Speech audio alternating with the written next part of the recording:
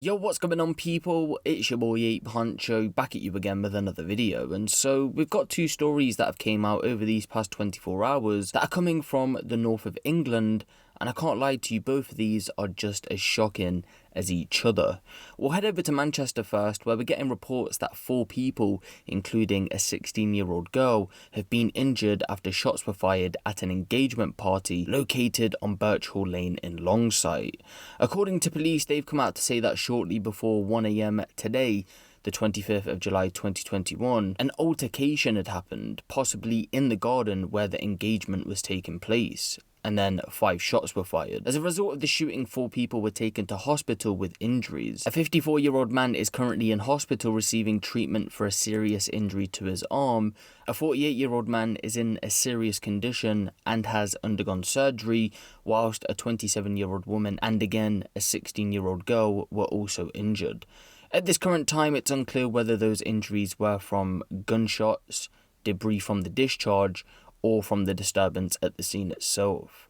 As it stands right now, no arrests have been made, but inquiries are ongoing. Now, although police have put out a statement saying that this went down around 1 AM, I don't think they arrived at the scene until much later, probably due to no one contacting them, because they're saying around 2 AM they received reports that a car was on its roof on nearby Thorsway Road. But what we have to remember is, because it's so early in the investigation and because these are just initial reports, sometimes the timeline can get a bit jumbled, but of course when we do get updates on the timeline, I'll keep you guys posted. It's unclear whether the car was connected with the shooting as well, but detectives are exploring every line of inquiry.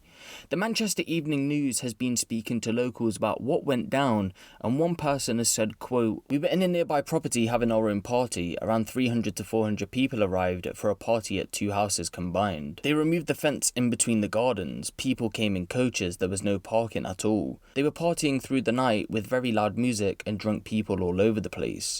At around 1 AM, we heard about 5 or 6 gunshots. People were confused. They thought they might have been fireworks, but then everyone started screaming as soon as they realised it was gunshots. There was a stampede of people just rushing out from the garden. As soon as we heard people rushing, we realised it wasn't fireworks and we hadn't seen any lights. We ran inside our house. People were fleeing. Then we heard a massive bang and later on came to discover a car had crashed there. Some said it might have been people trying to flee. Some people said they dragged the passengers out of the upside down car, but I didn't see that. We were on the other side of the fence. If the gunshots came through the fence and missed, we would have got shot.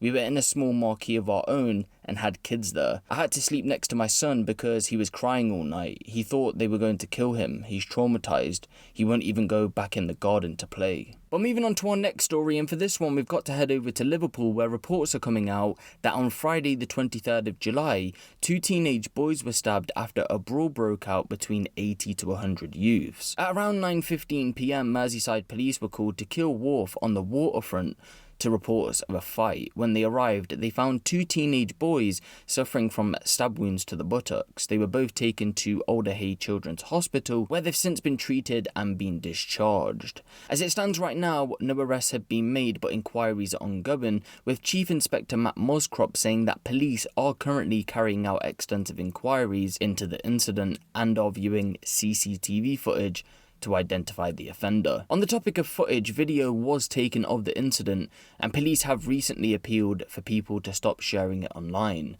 The footage depicts a teen knifing another in the buttocks, and then that teen who's armed with the knife proceeds to get knocked out. From the footage, I'm unsure of how long after it was since the situation had started, but it does look like this was mid-fight. That being said, I'm unsure if 100 people were involved, like reports are claiming, but I'd say there's at least 20 people captured in the footage. But in the heat of the moment, with all the chaos that's going on, people who make these initial reports would probably exaggerate the number of people involved in the brawl. And so a couple of crazy stories coming out of the north of England, but thankfully the majority of people have gone on to make full recoveries. Of course, some people are still in hospital, and these stories are still developing, so as soon as I get updates, I'm going to keep you guys posted on these ones. But drop a like on the video for more crime related content like this, and make sure you hit the subscribe button if you haven't. It's been me, Huncho, and I'll see you in the next one.